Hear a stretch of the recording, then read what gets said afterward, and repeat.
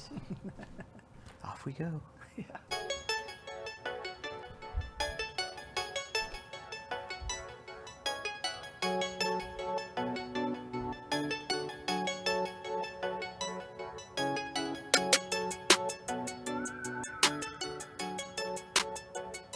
Hey guys, thanks for joining this edition of the Leaders Playbook. I'm Justin Simmons, your host. Really excited about today's guest, Gail Davis, owns GDA Speakers here in Dallas, Texas. Had the pleasure of working with Gail directly. She helped us acquire some talent for some campaigns, and going through that experience, started thinking, well, wow, she knows so many people. She's so well connected, such a cool lady. I need to bring her on the Leaders Playbook. So Gail, thank you so much for joining us today. Thank you. I'm super excited to be here, Justin. Well, tell us a little bit about yourself. We'd like to get a little background on you, and ultimately at the end of this, hopefully our viewers will be able to learn some of those tips, those tricks, those things that you do that make you exceptional. And albeit you're bashful, you won't admit that, but just want to learn a little bit about you today. So thank you so much for coming on. Oh, you're so welcome. Well, at heart, it all starts, I'm a small town girl from Oklahoma, and I went to the University of Oklahoma and went to work for EDS, Electronic Data Systems, the company that Ross Perot founded right out of college. Wow. And I mean, what an experience. I bet. Loved it, loved it, loved it. I relocated to several different states. I worked in Missouri, I worked in Oregon. I came back to Dallas, which was the headquarters. Mm-hmm. You know, people were always so impressed that I had the same job for 20 years.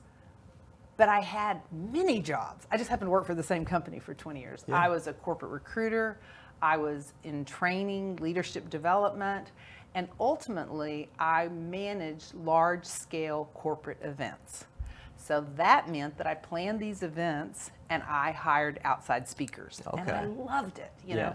And one year in 1994, the chairman of the company issued me a challenge. Uh-oh. And he said, Gail, you know, well, first of all, he said, who's our speaker going to be next year? And I was like, well, I don't know. You know, we're going to Hawaii. Why do you ask? And he said, well, I want someone new and different. I want someone no one's heard. I want someone that has international appeal. And he just, you know, he just paints what felt like an impossible description. Exactly. Small challenge. I was like, okay. So back then I was married and I had small children. And so the typical Friday night routine would be order pizza and go to the video store, you know, look at the videos on the wall and take one home. So I did that on this particular Friday night, and I had shared this story with my former husband, and the movie that I picked was Alive. It's a movie that Ethan Hawke is in. Oh, yeah. And it's about the plane crash in 1972 in the Andes Mountains. And we plugged the video in, and I'm telling you, 10 minutes into the film, my former husband, Kelly, said, that's your answer. I said, my answer to what? And he goes, for the speaker. And I'm like, Ethan Hawke? And he's like, no, not Ethan Hawke, the real guy. And I was like, huh. And honestly, I think my first reaction was, maybe you should stick to mergers and acquisitions and I'll do the meeting planning. But by the end of the movie, I was like, this is a great idea. Yeah. Well, for those listeners that were not alive in 1994, there was no Google. Yeah.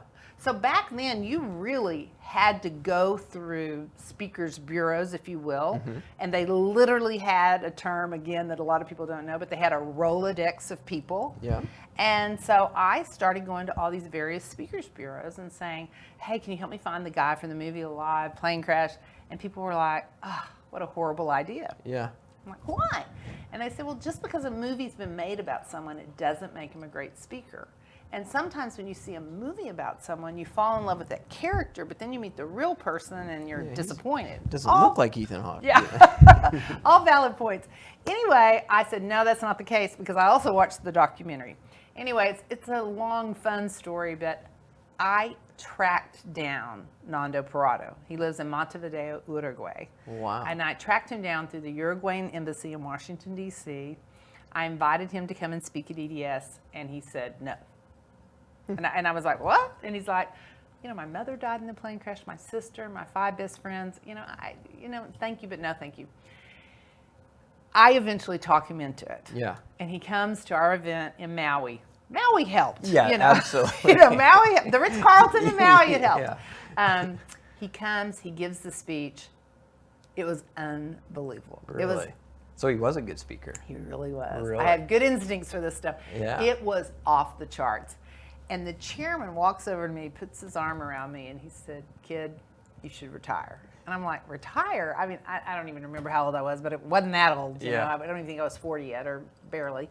And he said, "You're never going to outdo this." So fast forward, Nando and his wife and I, we became great friends. I went to Uruguay. Lots of things happened in corporate America. And I made the decision to leave my 20-year career and go out and start my own company. So wow. I think I sometimes refer to myself as a late stage entrepreneur or a second career entrepreneur. My father was an entrepreneur, and so I knew a little bit about it. And initially it was kind of a hobby, to be totally honest with you. I was working out of my house and, just going to see where it goes. But it just kind of took off. That's and I think you and I were talking earlier, personally I had a big change. I had been married for 17 years, and then all of a sudden I wasn't going to be married anymore. And I that was a really deciding moment. Like, should I go back to the comfort of a salary and a career working for someone, or should I really go for it? Yeah. And I decided to really go for it. And that was been almost 24 years ago. Well, congratulations. And Thank you made you. a success of that too, which Thank you. I think probably looking at that, and you told me a little bit about your degree in college at the University of Oklahoma, and how maybe that plays into that career decision. But you're probably fortunate in that it sounds like you kind of hit on your passion. And I think so many people struggle with that, is the day-to-day and it not really following their passion, not following the thing. But you got lucky there in that you followed your instincts. And so that's commended. I get to meet great people, and it's, you're surrounded by positivity. Yeah. Someone typically isn't out on the speaking circuit unless they're somewhat positive. Yeah, for sure. And our clients are all doing well because they're not going to be spending money on meetings and hiring speakers if they're not doing well. Right. So there's a lot of, I'm constantly learning, and it's really helped me amp up my curiosity and see how important curiosity is. So, because I'm exposed to so much. Well, driving into that, so I want to ask, so GDA Speakers, tell us a bit about what the company does fundamentally, and interested to know what's that competitive landscape look like, and what are some of the things you're doing to differentiate yourself in your space right now? Oh, I love that question. So when I started my company, the model existed for having a roster and being an exclusive bureau. Well, let me use an analogy: real estate. Sometimes you're the buying agent, sometimes you're the listing agent, and sometimes you're both. So the model existed: Washington Speakers Bureau, the Harry Walker Agency, Greater Talent Network. I mean, legendary companies that had a roster of luminaries. I wasn't going to try to recreate that. Yeah. That was existed, and that would have taken a long time. I borrowed a page out of the playbook from EDS. They were a software services company, and they always said, we're vendor independent. We don't care if you're a Mac shop, a Dell shop, an HP shop. We're software services. We want to give you the best solution. That doesn't matter. So I kind of tweaked that a little bit and said, I want to find clients, and I want a seat at the table, and I want to keep that client for as long as I can. If that means that I have to show them houses that are listed by Ebby Halliday, fine. Yeah. When you're in your car driving down the road and you see the sign that the house is for sale, I don't want you calling the person whose name is hanging there. Yeah. I want you calling me going, Gail, I found a great house, let's go look at it. Yeah. So that's initially how I differentiated GDA Speakers. Several years ago, I created a back office, and I addressed all the things I would have wanted when I was my client. Yeah. And so we have some super technology that really, really helps planners have access to information 24 hours a day, 7 days a week. So that's another thing that we've done. So passion aside, because you have to have that, because clearly high energy, you're into your craft, you love what you're doing. That to me is a big, big piece to it. What's driving Gail Davis now, and ultimately, what are some of your goals? Where are you trying to take this thing? What do you wake up and say, this is why I'm doing this, and this is where we're going? What's that about? Such a great question. And it was greatly impacted in 2020, because before the pandemic, I was all about scale and, how do I replicate these processes, and how do I train and hire and find the next generation of leaders? And then in March of 2020, it was devastating. I know it was for a lot of people, but I have to think that restaurants and speakers bureaus were really impacted. And it really became all about survival. And going into the pandemic, I had 12 full-time employees. At one point, I got down to 4. That's hard. And I did it to survive. And then now we're back up to 10. But sometimes I have to give myself grace and the people around me grace and patience to realize we did cut deep and we got a lot of new people. And so the expectation that I would have for a company in my 3rd decade, they're unrealistic because so many members of the team are so green. So I think it's just about trying to make sure that I'm the best mentor I can possibly be, recognizing that my best lane is working on relationships and strategy, and then just being very, very patient as I teach the team how to do the day-to-day. Are you, so from an energy perspective, you're really always driving at positivity, and what kind of give me some philosophies on how you approach each day, how you, obviously you've tackled adversity with the COVID and driving your company through that, but just the day-to-day, how do you kind of handle challenges, and tell me about that. Well, I've just recently, like this week, reminded myself how important a morning ritual is. Because I used to be really, really good about it, and then I kind of migrated away from it. So when I'm good about the morning ritual, I like to do some meditation. I like to do some deep breaths. I feel that my day is massively and incredibly better when I focus on intentionality. What is my intention for this day? And one of the big things I'm really talking to myself about is being a patient leader, not jumping to conclusions, but really asking the right questions. I think that's super important. So that's been a big part. I write down 10 gratitudes every single day because I think that's really important. And right now, my business coach, she has me looking at 3 metrics, 3 things that I want to get better at, like acceptance. Okay. I'm a big fixer. And sometimes things don't need fixing. You just need to accept that they are. Yeah. So every morning I ask myself, was there anything yesterday that I accepted? And so things like that. So, look, I'm surrounded by self-help. Yeah.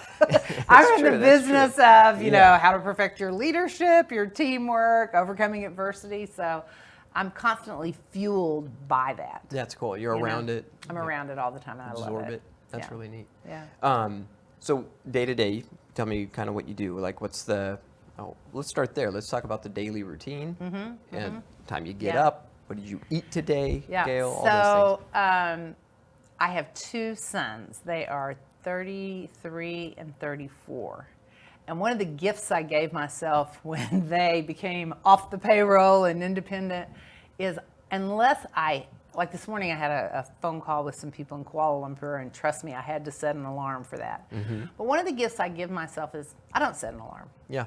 And so I wake up when I wake up, which is early. Yeah. I'm just a naturally, 6:30. If I slept past 7, I'd be surprised. Yeah. But I every morning I get a report from our system on what proposals were looked at the day before. Okay. And I love looking at that because that's something that my team is generating, not me. Yeah. It also tells me some trends. I'm super curious when I look at it, how many of these, let's say on an average day, 15 to 20 proposals were looked at. Well, you can imagine that a year ago, 80% plus were for virtual events. I'm happy to tell you that today, less than 20% are virtual. But that's something that I've been very interested in. Are we shifting back to in-person? Or are we still looking at virtual? And then this time of year, I'm super curious, are these events going to happen this year, or is this year over? Because in the pre-COVID days, by the time you get to September, you're working on next year. Yeah. We're still looking, people are the cycle is still shorter, and people are still saying, hey, I need a speaker for October. Is that how you guys adapted through COVID, is driving more at the virtual? Yes, we had to. Yeah. Absolutely, we had to. And my first suggestion to my team was, if you get invited to anything virtual, go. Yeah. We need to learn all the platforms. Because when it first came down, like, I mean, literally, if I think back on it, we were like, what's Microsoft Teams? What's Zoom? You know, now it's a household name, obviously, but, you know, WebEx. And then there were all these meeting planning platforms. So we had to learn those. Huge challenge. Yeah. So I was going to ask you too, you know, going back a step. So you start GDA. Who was instrumental in helping you in that process? So was it something you built and then now you've passed this, you know, trade and this process down, or how did you come about building the business? And then from there, maybe where were some of the bounces that helped you really ignite the business? Well, remember, I was a client, so I knew a fair amount about the transactional process because I'd been hiring speakers for a long time. Candidly, there was a business owner here in Dallas who had a speakers bureau, and I had been her client, and she literally took me under her wing and said, I'll help you do whatever. And that's indicative of this industry. Yeah. We have an association called the International Association of Speakers Bureaus. From the outside looking in, you might go, well, aren't you all competitors? That would be one way to look at it. Yeah. But it's a very collegial industry, and everybody feels like there's more than enough to go around. And let's say I was sitting on an airplane next to you, and I said, hey, do you ever hire speakers? And you said yes. And I said, who do you work with? More often than not, you're going to give me the name of another bureau, and I'm going to be like, oh my gosh, that's Randy. Yeah. Oh, you're in great hands. So that's just kind of how it works. So I had a lot of support from just my own experience, and then from the International Association of Speakers Bureaus, from this local business owner that assisted me. I became involved after I got divorced in EO, the Entrepreneur Organization. And that's helped me more on the business side. You know, like, hey, have you tried this? Have you tried that? Here's a good recommendation for an attorney, or here's a good recommendation for where to get your group health insurance. Yeah. Because I knew about speakers, and I love speakers, but I didn't know a whole lot about business necessarily, you know. I've had the same CPA for 23 years. I don't know what I would do without her. She has taught me so much because I have a degree in journalism, major in public relations, and they do not teach you how to read a balance sheet in journalism school. So I had a lot to learn on that. That's good. And I've also had a business coach for probably 5 years, and she's just been a game changer for me. You know, I love the playbook analogy, and I love sports metaphors, and I think a coach, I mean, everybody has a coach. Why shouldn't a business leader have a coach? So I'm really happy that I finally made a decision to have that accountability partner. Well, that's really cool. I've not considered that, but I mean, it really makes sense having someone that perfectly stated accountability partner, someone that's going to drive you through some of this stuff. So explain to the viewers kind of you know, don't know a lot about the industry or what you guys do or what area you fill. We've used you guys, which we had obviously an amazing experience.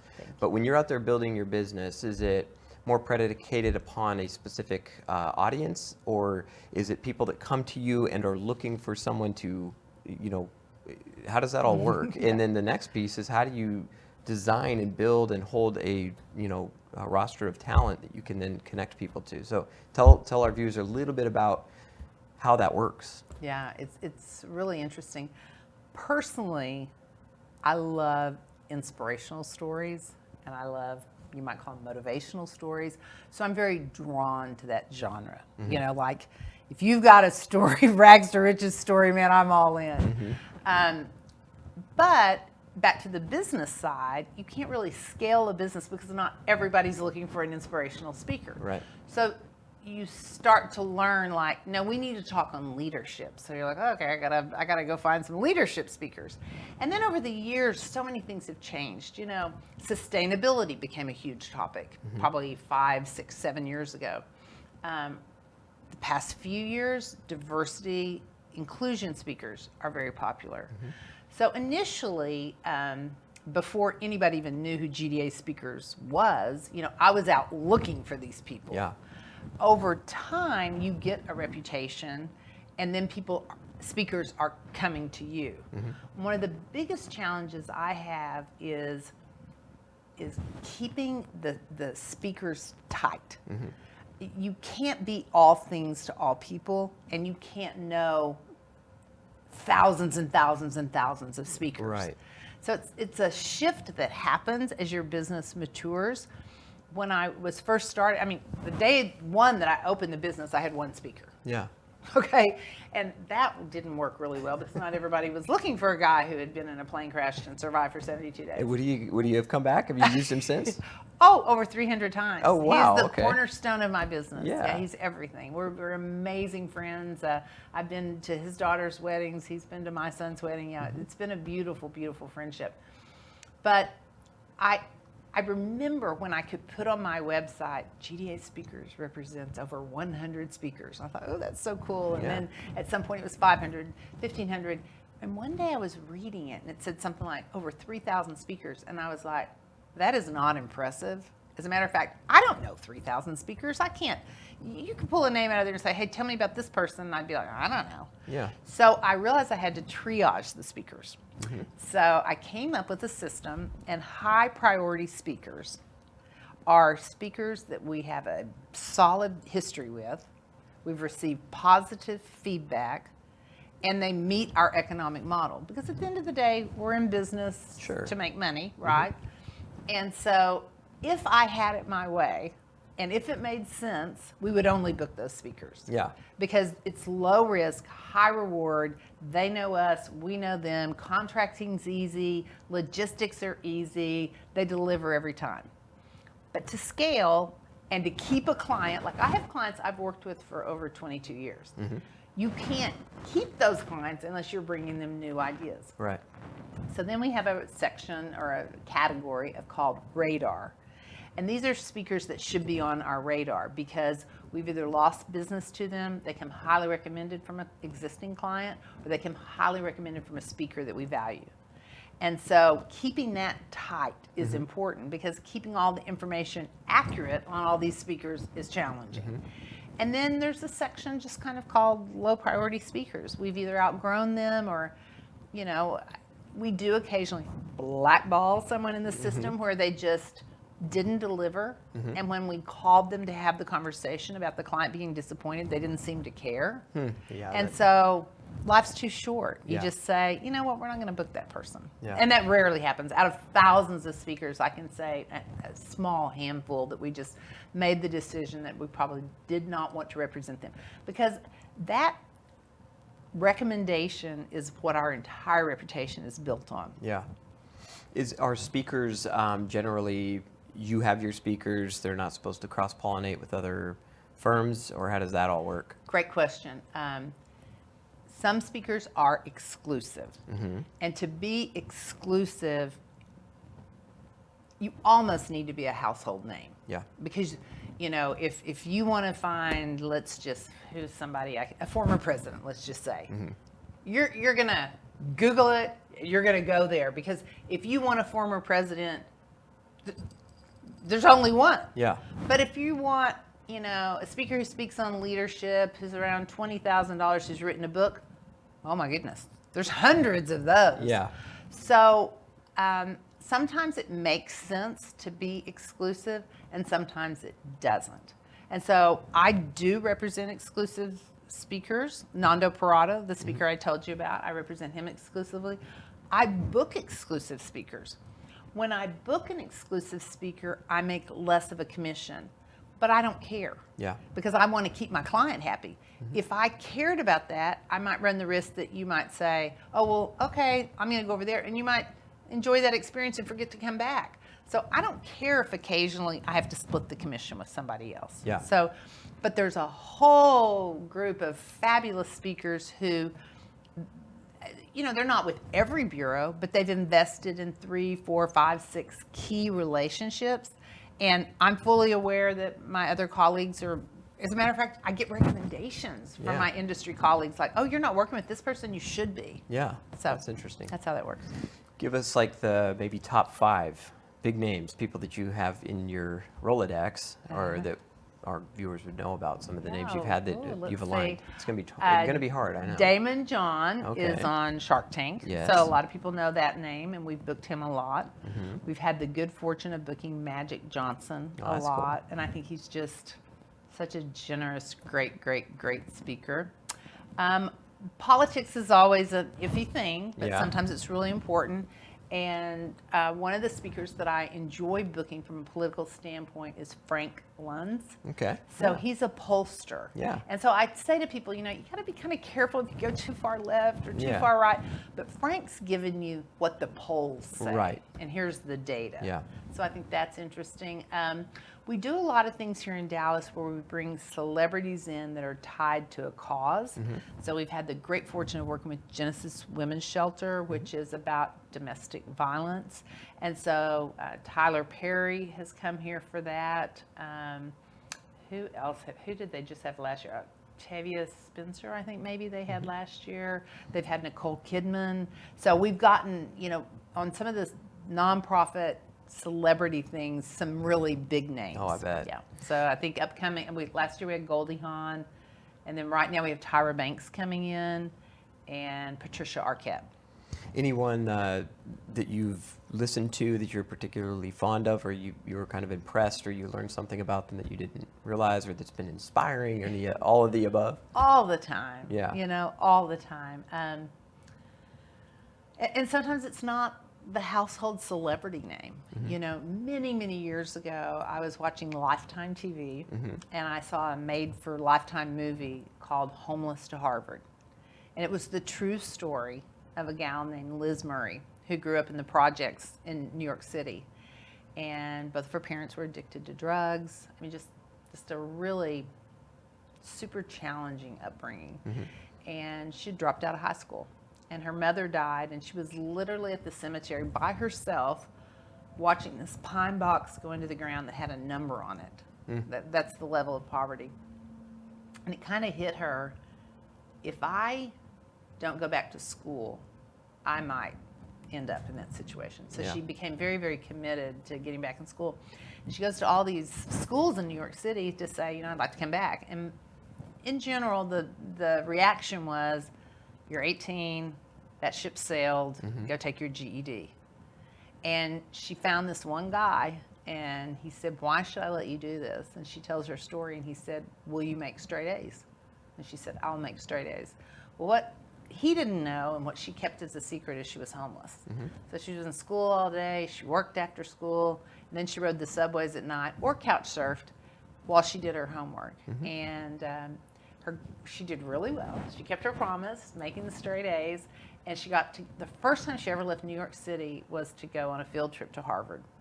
And they were standing in Harvard Yard, and her principal, I believe it was the principal, he looked at her, he goes, Liz, what are you thinking? She goes, you know what I'm thinking. And he said, well, it'd be a stretch, but I think it could happen.